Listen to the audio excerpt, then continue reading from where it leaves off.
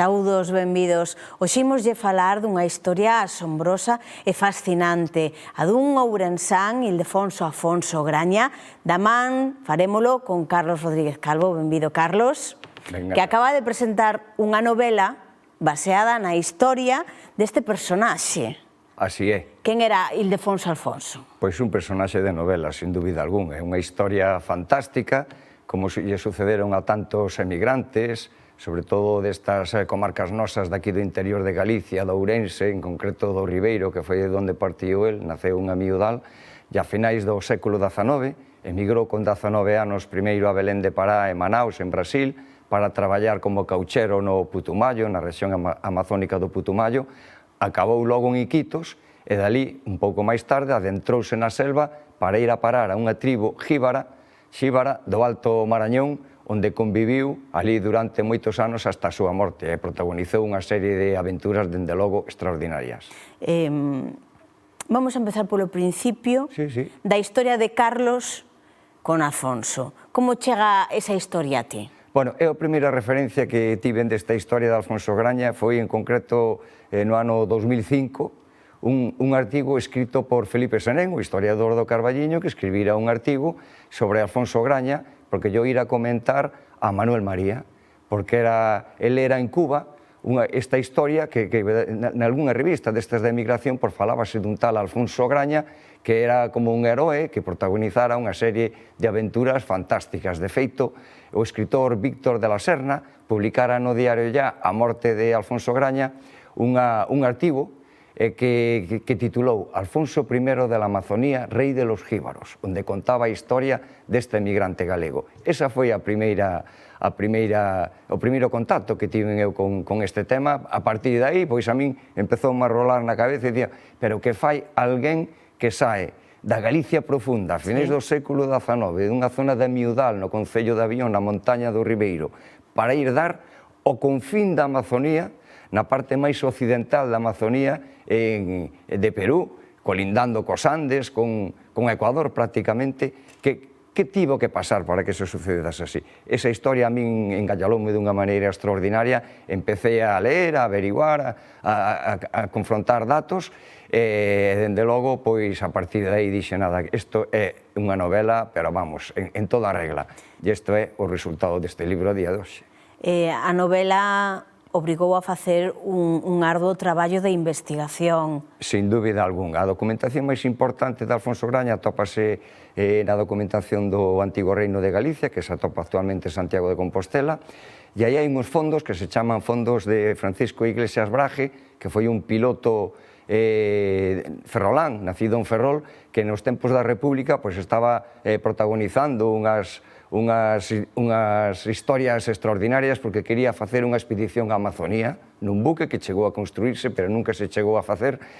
E este home, nos fondos deste piloto, atópase a maior parte da documentación da vida de Alfonso Graña, porque hai outro personaxe nesta historia que chamábase Cesario Mosquera, que tiña unha librería en Iquitos que se chamaba a librería Amigos del País.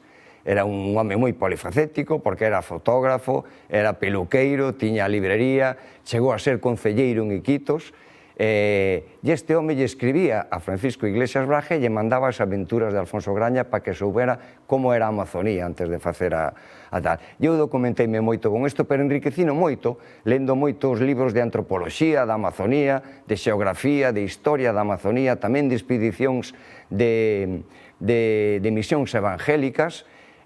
Bueno, a raíz deso, pois nada, empecé a construir a historia, que fixen unha especie de diálogo entre a Galicia profunda e a Amazonía remota. O viaxe deste home de 19 anos que marchou e acabou convivindo nunha tribu xíbara do Alto Marañón e protagonizando, desde logo, unhas historias fantásticas. Chama moitísimo a atención como un rapaz casi analfabeto que sae dun puebliño de Ourense chega a convertirse en casi nun líder dunha tribu na Amazonía, non? Como puido ser toda esa transformación, toda esa viaxe para el? Pois é unha historia moi rocambolesca, porque ele emigrou con 19 anos, embarcou en barco a Belén de Pará e Manaus, el traballou un ano no Putumayo, na rexión do Putumayo, a rexión amazónica que linda de Perú con Colombia, traballou para Peruvian Amazon Company, que era a empresa cauchera de Julio César Arana, o auténtico magnate do caucho de Perú, non?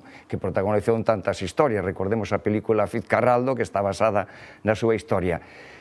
Despois, el pillou no tempo no que o caucho estaba empezando a esmorecer, porque despois trasladouse a Ceilán, a África, a outros lugares, e o caucho empezou a disminuir, entón tuvo que buscar a vida de outra maneira. Marchou a Iquitos, ali foi mozo de Albacén, foi buscador de ouro, chegou a ter un hotel incluso.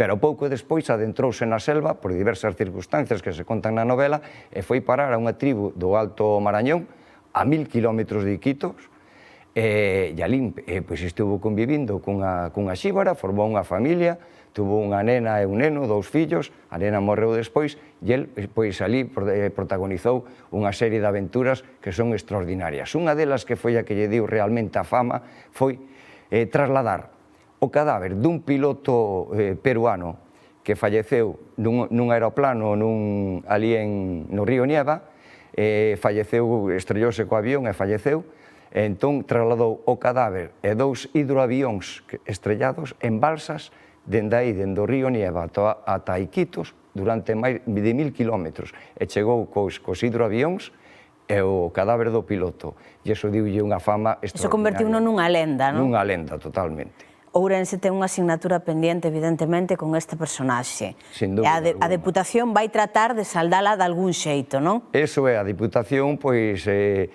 otorgoulle este título que otorga así a personaxes singulares da provincia, que é o da Ourensanía. Parece ser que eu sei que agora neste primeiro trimestre vai a facer unha serie de actos de homenaxe, recoñecemento e de lembranza deste aventureiro galego de Alfonso Graña. En concreto, creo que vai facer unha exposición e algunhas cousas máis. Entón, a novela xurde nun momento importantísimo, porque coincide con este feito, e eu alégrome porque Alfonso Graña, dende logo, é un personaxe de lenda e de novela. A novela xa está nas librerías. A novela está nas librerías, o que ocurre agora, xa sabes que esta é unha editorial que se chama de Distrito 93, entón se a xente as pide, as librerías as teñen físicamente, senón, pois por internet pídese en multitud de lugares aí para tal, pero eu supoño que ahora en Ourense, ao presentar a novela, pois a xente pedirá nas librerías, e as librerías terán que telo físico o libro tamén, sin ter necesidade de pedilo por internet. Dende logo é unha historia que se lee moi ben, son 330 e pico páxinas, eu creo que é bastante amena, e xa digo, enriquecina moito porque, dende logo, son datos reais os que se contan, pero están enriquecidos con personaxes, con situacións, con lugares que son de ficción para darlle un aire de novela que é a vida deste home. Promete moita aventura, eso sí. Moitísima aventura, de principio a fin. El veu só unha vez a Galicia desde que marchou, e veu para levarse a unha irmá, el tiña 2 irmás, foise cunha irmá para ali, e os 2 viviron ali, e non volveu nunca máis a Galicia. El morreu ali no Alto Marañón. Pero si o que contabas ti é que si lle enviaba o amigo toda a documentación, e grazas a eso xe coñecemos a súa existencia. Sin dúbida, gracias a esa documentación que é exhaustiva e amplia, e tamén complicada, porque Cesario Mosquera, inda que era libreiro, tamén cometía as súas faltas. Entón, se ibense unha cantidad de erratas, errores, incluso cousas que podían ser certas, cousas ou non. Eu por eso li moita antropoloxía para cotexar, porque ele chamaban o rei dos jíbaros. Entre os jíbaros de rei, nada, non había rei nos jíbaros. Había un cacique que tiña as súas prerrogativas en todas as tribus, pero a xente era moi libre, era moi solidaria, tiñan compartidas tarefas, pero tamén eran moi libres. Un rei xíbaro non existiu nunca na vida, pero foi unha denominación para destacar a preeminencia de Alfonso Graña nestas tribus ali do Alto Marañón, tribus xíbaras, entre os aguarunas, os guambisas, os candosis, en fin, hai que ter en conta que na Amazonía hai máis de 400 grupos étnicos, coas súas respectivas culturas. Incluso entre os xíbaros hai moitas diferencias, os xíbaros de Perú, os xíbaros de Ecuador, pero eu aquí explico dunha forma moi sinxela para que todo o mundo poda entender e para que se comprenda a dimensión da aventura vivida por este galego. Carlos, non quero rematar sin preguntarche, unha vez que se empeza a escribir e que entras nese ciclo da investigación e despois novela, xa non se pode parar. Entendo, hai proxecto pendiente ou telo guardado? Seguro, estamos en elo e nada, seguro que despois desta historia habrá outras distintas, non sei se de emigración ou de outra cousa, pero a emigración, dende logo, é un mundo que en Galicia dá moito de sí, porque crea historias unhas máis gozosas, outras máis penosas, pero é un mundo que hai historias increíbles vividas por galegos que anduveron e andan aínda polo mundo adiante. Moitísimas grazas por acompañarnos. Un placer, moitas grazas a vos. A todos vostedes tamén, xa o saben, unha recomendación literaria que promete moitísimo. Moitas grazas por estar aí.